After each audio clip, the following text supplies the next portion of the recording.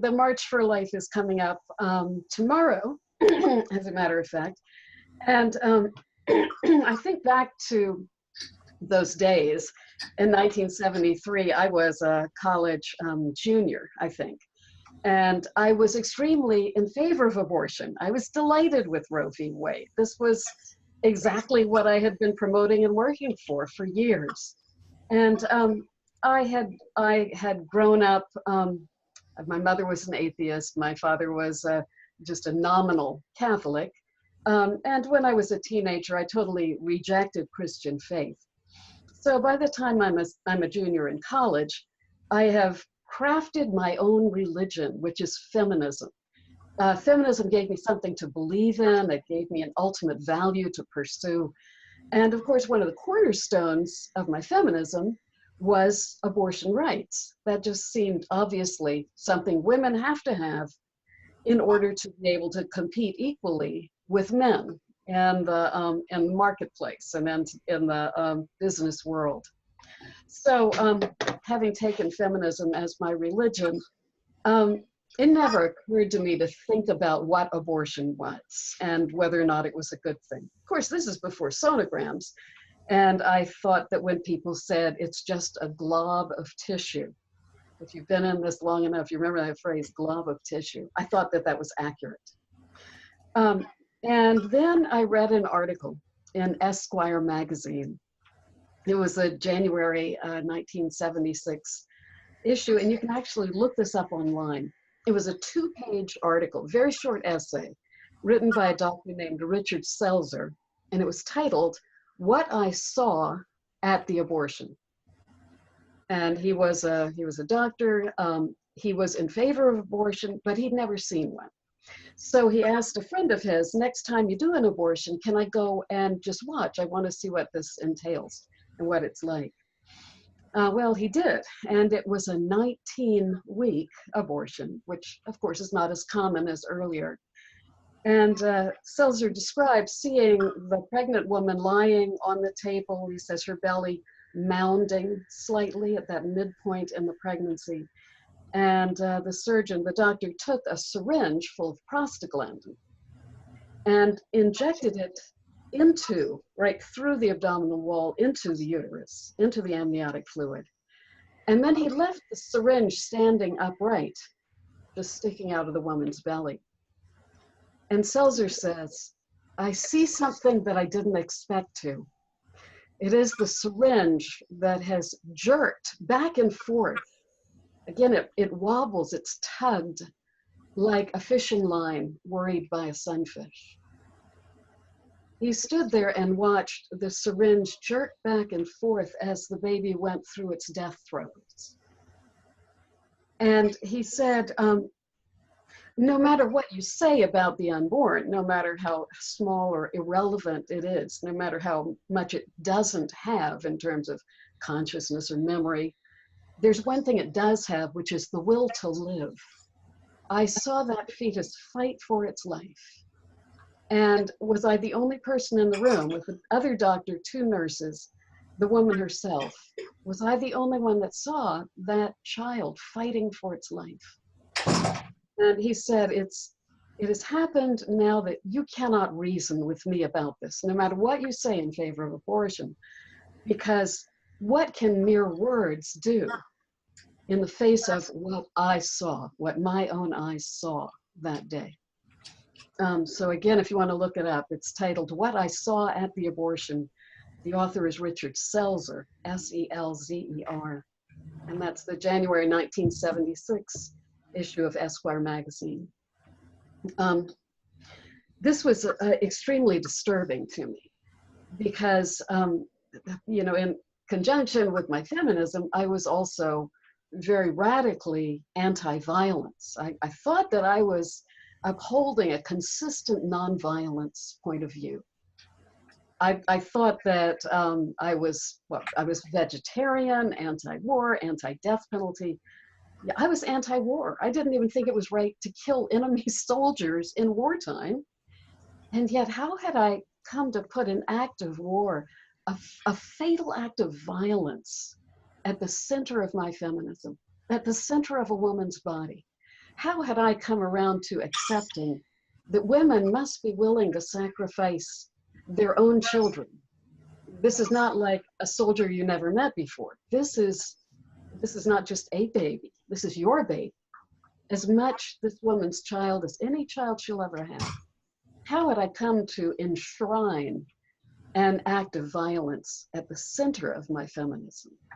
So that created for me an extreme dissonance in terms of my whole world of my beliefs. And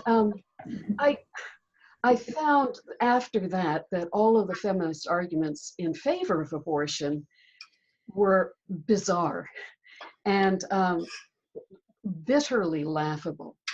That I myself had said that how can the fetus be important? It's just so small. And you can't see when I'm sitting down, but I'm only 5'1". Most of the men I know are taller than I am. So why was I claiming that the smallness made you, it's open season, you can kill small people? What's the difference between a fetus that's only a few centimeters long and me at 5'1"? Does that really make you a non-person? And the other thing that really seemed especially bitter to me was the argument that the child might be unwanted. Because so much of our feminism at that time had to do with believing that women had value even if nobody else wanted them. Even if you were unattractive, even if you were overweight, even if nobody wanted to date you or to marry you, you still had value as a human being. So why were we ascribing value to ourselves, whether or not somebody else wanted us? And yet saying to the child, nobody wants you, you should be dead. We can kill you if we want to, because you're unwanted. I came to see how all the arguments I had been using actually undermined my feminism. It was much later, and I had left much of my feminism behind at this point, as I gradually realized how abortion becomes the obvious thing to do. If there's an unexpected pregnancy, it's like everybody expects that the woman is going to have an abortion. It's like this is the normal, this is the thing everybody does. The reality of the unborn child, the reality that child is speaking to its mother, the connection it's making to its mother, is something nobody else in the world can sense. Only the pregnant woman knows that. And everyone around her is expecting her to do the normal thing, the obvious thing. I hadn't realized that once abortion becomes available, it becomes inevitable. It becomes the preferred option for everybody around the pregnant woman. Her parents would prefer she have an abortion because then they're not going to be embarrassed with their pregnant unmarried daughter. Father of the child would prefer she has the abortion for one reason or another. The coach at college that manages her scholarship for her sports ability, he would very much prefer that she have the abortion so she can play on the team all year. Her boss, if she has a job, he doesn't want to have to give her pregnancy leave. He doesn't want to have to find a substitute. Much easier for him if she has the abortion. I came to see that abortion was a way of adapting women to the pressures of an unfriendly society, making her socially acceptable. And in this way, it was exactly like foot binding in China. It was like binding a woman's feet to make her fit in.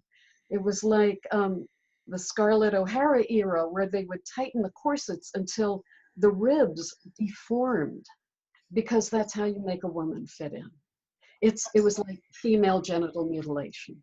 It was all these ways that history has adapted women's bodies to fit the demands of society. Abortion was just the latest one. And once it's available, it appears as if it's a funnel. It's going to solve all the problems at once if you just push her down the funnel. And then she is left to grieve alone. She is the only one who knows truly what she has lost. So this was some of my thinking when I wrote an article in 1991 where that line appeared that you read. No woman wants an abortion like she wants an ice cream cone or a Porsche. She wants an abortion like an animal caught in a trap wants to gnaw off its own leg. It's a funny thing about being a writer, because sometimes you'll find that one line you wrote is suddenly being quoted everywhere, and you didn't expect that it would have that. I didn't know it was going to be that kind of a saying. You know, here we are, how many 20-something years later, and I keep seeing that quote. It keeps emerging. I don't think that says what a great writer I am. I think that says what a profound truth this is, that abortion hurts women. And it's kind of hard for people, what we used to call the muddy middle, to realize, because it's something that both pro-life and pro-choice have denied. For all that pro-life and pro-choice disagree on, it seems like one thing we agree on is women do want abortions.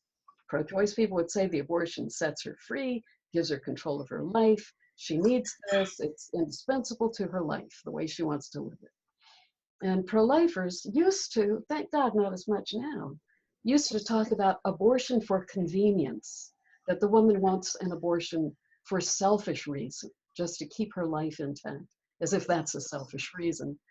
No wonder most people looking at the combatants and the pro-life issue would say, well, obviously women want to have abortions. When I wrote that line that says, really nobody wants it, it's a desperate choice and a miserable choice, that ended up being quoted not only in pro-life contexts, but in pro-choice contexts. I saw it quoted in the Planned Parenthood Action newsletter, in a pro-choice newsletter. It was quoted by pro-choice feminist columnists who maybe didn't realize that the source was actually a pro-lifer. So this is something that both sides actually agree on.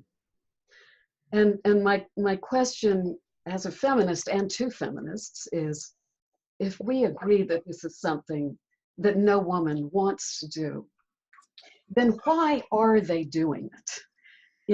In the US, 2,700 times a day, 2,700 abortions a day in the US.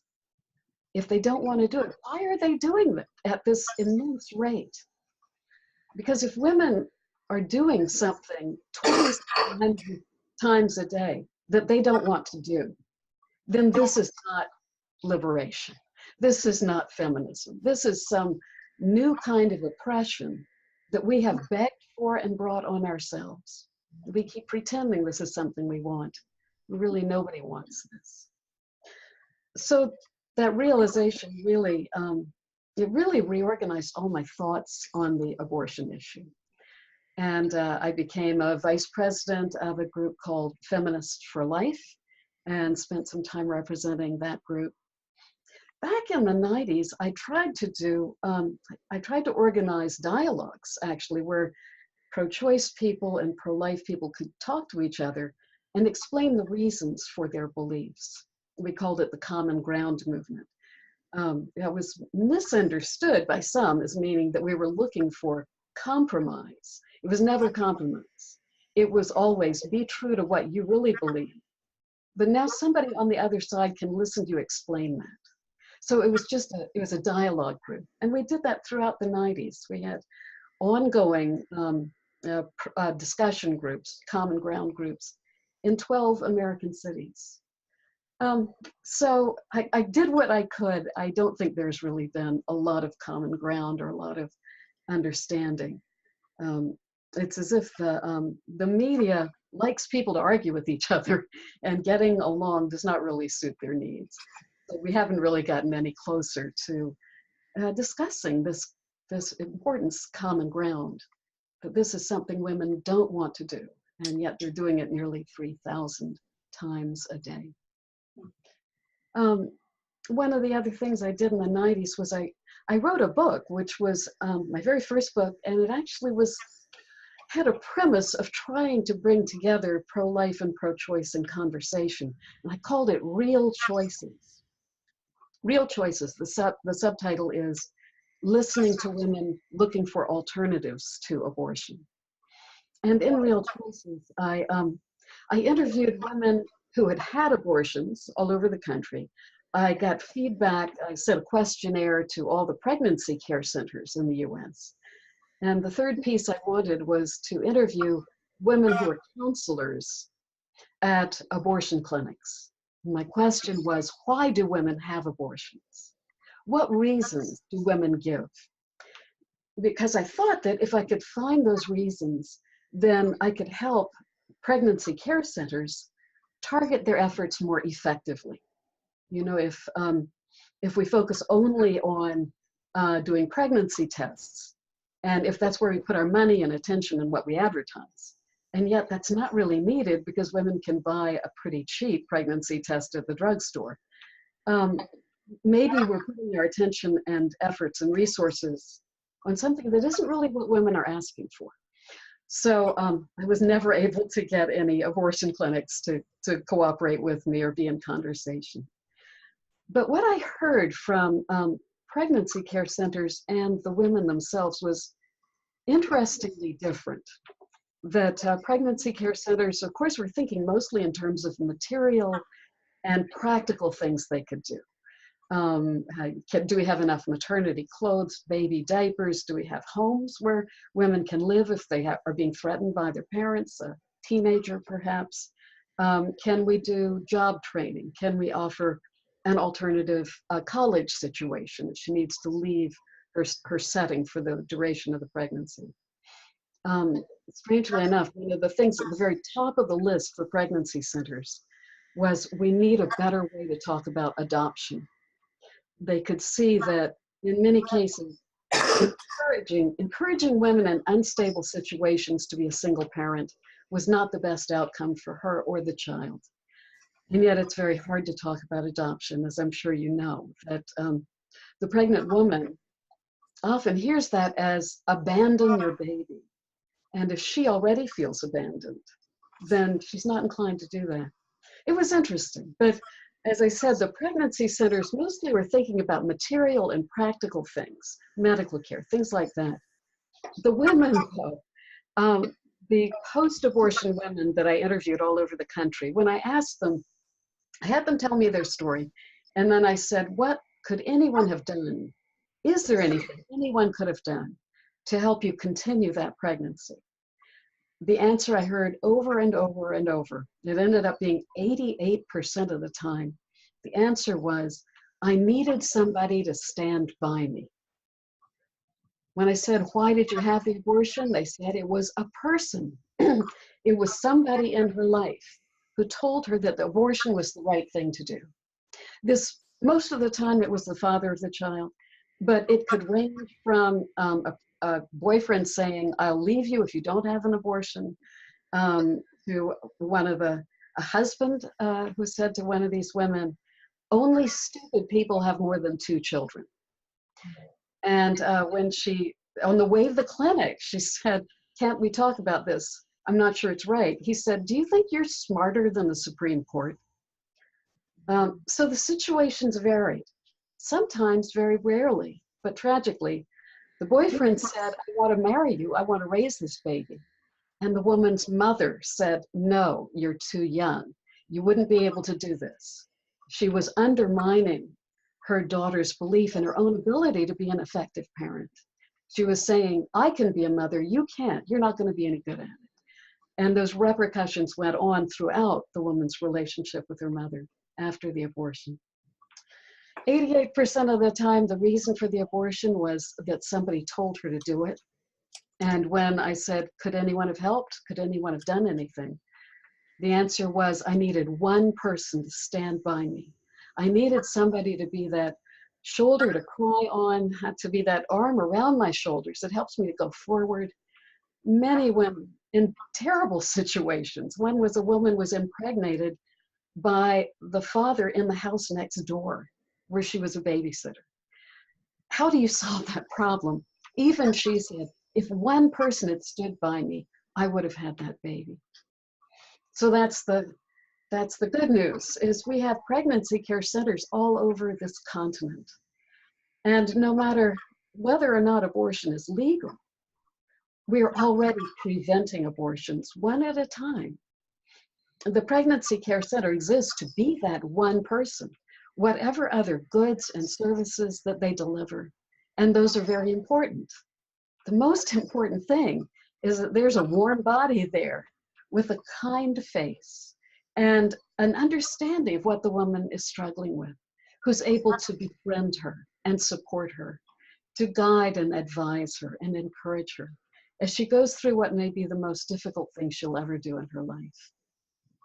They told me I needed one person, and the pregnancy care center exists to be that one person. And as many abortions as we can count every day, uncountable are the numbers of abortions prevented by the work of pregnancy care centers.